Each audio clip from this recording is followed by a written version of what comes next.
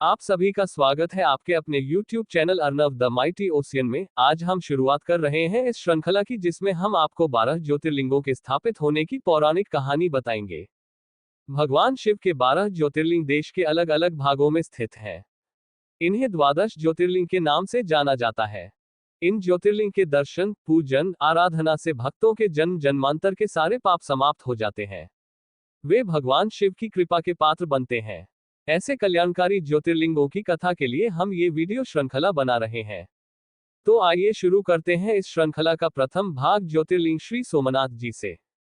1. श्री सोमनाथ। गुजरात प्रांत के काठियावाड़ क्षेत्र में समुद्र के किनारे सोमनाथ नामक विश्व प्रसिद्ध मंदिर में ये ज्योतिर्लिंग स्थापित है। पहले ये क्षेत्र प्रभास क्षेत्र के नाम से जाना जाता था। यही भगवान श्री कृष्ण ने जरा नामक व्याध के बाण को निमित्त बनाकर अपनी लीला का संवरण किया था। यहाँ के ज्योतिर्लिंग की कथा का पुराणों में इस प्रकार से वर्णन है। दक्ष प्रजापति की 27 कन्याएं थीं। उन सभी का विवाह चंद्रदेव के साथ हुआ था, किंतु चंद्रमा का समस्त अनुराग व प्रेम उनमें से केवल रोहिणी के प्रति ही रहता था। उनके इस कृत्य से दक्ष प्रजापति की अन्य कन्याएं बहुत अप्रसन्न रहती थीं। उन्होंने अपनी यह व्यथा कथा अपने पिता को सुनाई। दक्ष प्रजापति ने इसके लिए चंद्रदेव को अनेक प्रकार से समझाया, किंतु रोहिणी के वशीभूत उनके हृदय पर इसका कोई प्रभाव नहीं पड़ा। अंततः दक्ष ने क्रोधित होकर उन्हें क्षयग्रस्त हो जाने का शाप दे दिया। इस शाप के कारण चंद्रदेव तत्काल क्षयग्रस्त हो गए। उनके क्षयग्रस्त होते ही पृथ्वी पर सुधा शीतलता वर्षण का उनका सारा कार्य रुक गया। चारों ओर त्राही त्राही मच गई। चंद्रमा भी बहुत दुखी और चिंतित थे। उनकी प्रार्थना सुनकर इंद्रादि देवता तथा वशिष्ठ आदि ऋषिगण उनके उद्धार के लिए पितामह ब्रह्माजी के पास गए। सारी बातों को सुनकर ब्रह्माजी ने कहा, चंद्रमा अपने शाप विमोचन के लिए अन्य देवों के साथ पवित्र प्रभास क्षेत्र में जाकर मृत्युंजय भगवान शिव की आराधना करे। उनकी कृपा से अवश्य ही इनका शाप नष्ट हो जाएगा और ये रोगमुक्त हो जाएंगे। उनके कथनानुसार चंद्रदेव ने मृत्युंजय भगवान की आराधना का सारा कार्य पूरा किया। उन्होंने घोर तपस्या करते हुए 10 करोड़ बार मृत्युंजय मंत्र का जप किया। इससे प्रसन्न होकर मृत्युंजय भगवान शिव ने उन्हें अमरत्व का वर प्रदान किया।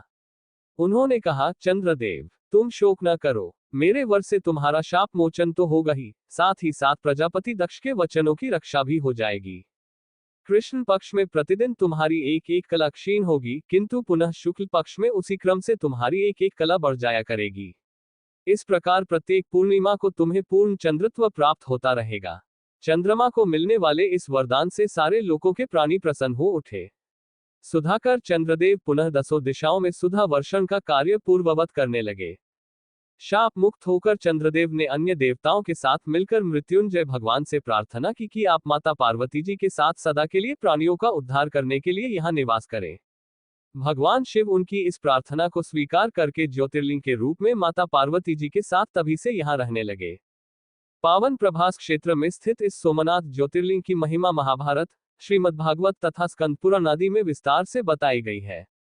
चंद्रमा का एक नाम सोम भी है। उन्होंने भगवान शिव को ही अपना नाथ स्वामी मानकर यहाँ तपस्या की थी। अतः इस ज्योतिर्लिंग को सोमनाथ कहा जाता है। इसके दर्शन, पूजन, आराधना से भक्तों के जन्म जन्मांतर के सारे पाप और दुष्कृत्यु विनष्ट हो जाते हैं। वे भगवान शिव और माता पार्वती की अक्षय कृपा का पात्र बन जाते हैं। मोक्ष का मार्ग उनके लिए सहज ही सुलभ हो जाता है। उनके लौकिक पारलौकिक सारे कृत्य स्वयं सफल हो जाते हैं। हर हर महादेव। ऐसी ही और धार्मिक एवं ज्ञानवर्धक वीडियोस को देखने के लिए कृपया हमारे YouTube चैनल को सब्सक्राइब करें तथा वीडियो को लाइक और शेयर करें।